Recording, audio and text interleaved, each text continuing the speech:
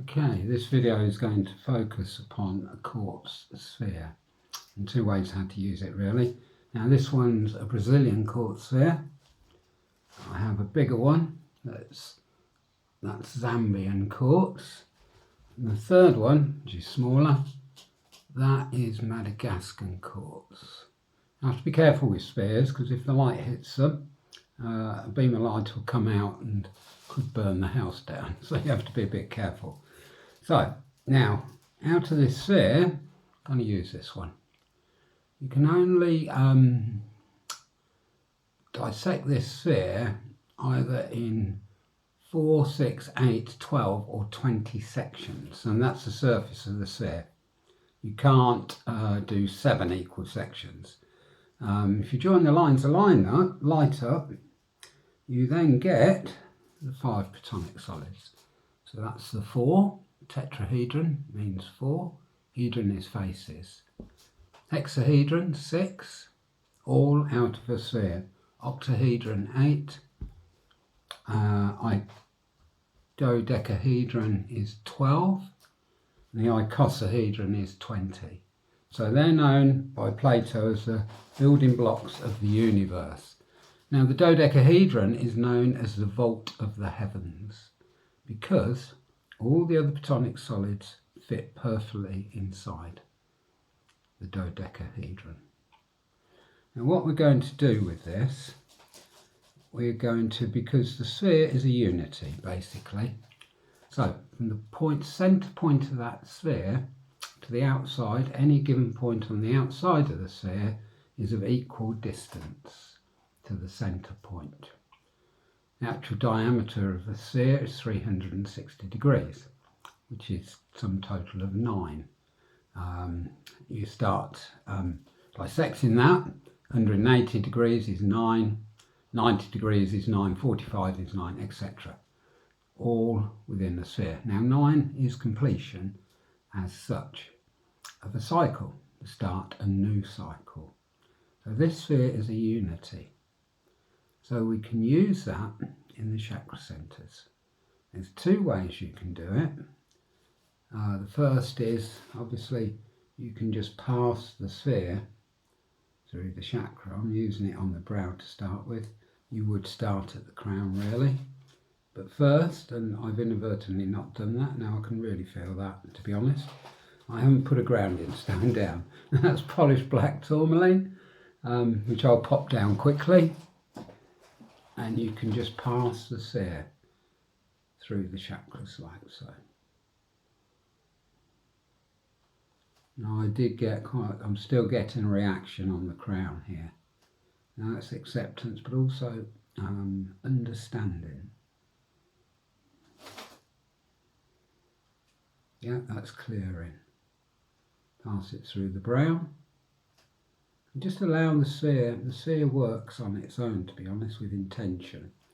So you don't have to be tense with this, just let the sphere guide the hand, basically. It's not you guiding the sphere. And that's how it is with crystals, especially quartz, because quartz retains a program as well. This is my intention. That's cleared those 2. We're on the throat, communication. Done a lot of that today because I had a course.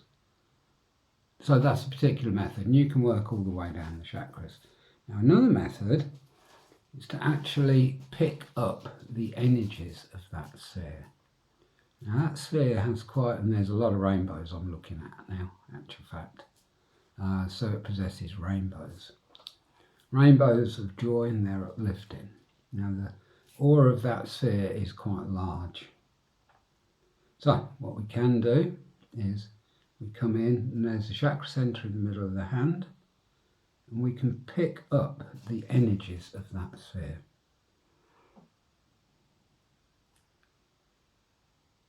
And now I'm going to start again. And we can then put the hand into the chakra.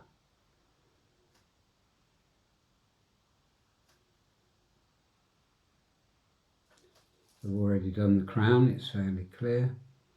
Pick some more energies up. The energies are impregnating the chakra, and you're bringing the energies to the brow. You can work with the sphere in that way. I'm going to continue down, like so.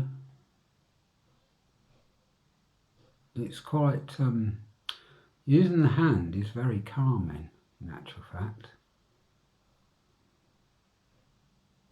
And we come down to the heart chakra.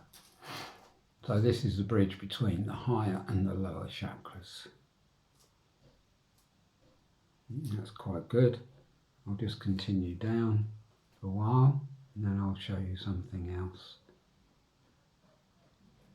Right, okay, I won't go any further. And what we can do also, we can use that sphere to communicate with the soul, or even higher planes of consciousness in actual fact. So, we have the crown. The crown connects to the soul, which you can imagine as a sphere. So there can be a two-way communication between soul and crown and intelligence, if you like, the brain consciousness. So that's a direct channel. But also we can connect to soul, soul to the quartz sphere, and the third eye to the quartz sphere. So basically the communications then come in soul to quartz sphere, to the third eye, then into the brain consciousness itself, which registers what that communication is. So with a sphere, you've got a two-way flow of communication, soul to crown to brain, soul to sphere, the third eye to the brain as such. So we just actually connect that to the soul via the crown, but obviously there is a heart connection here as well. And then imagine that triangle to the sphere, and you relax your gaze from the third eye directly into the center point of that sphere. And the energies will come back through your third eye, and you will register the communication. Now that communication can be for whatever reason, whether it's to do with environment, personality, whether it's spiritual communication, whatever. There's quite an energy here now.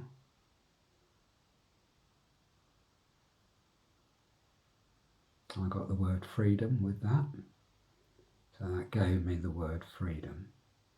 So I can expand on that. You have to experiment with crystals, really. And that's it for the quartz sphere. There are other methods, but we'll give that a go another time. By the way, last thing, it doesn't have to just be a quartz sphere. If you've got an amethyst, a smoky, or a rose quartz, you'll have also particular energies of those spheres. The rose quartz is unconditional love, amethyst harmonising, balancing, that type of thing. Smoky quartz, very good for negativity. It's still quartz, so you don't have to limit yourself to a clear quartz sphere. Okay.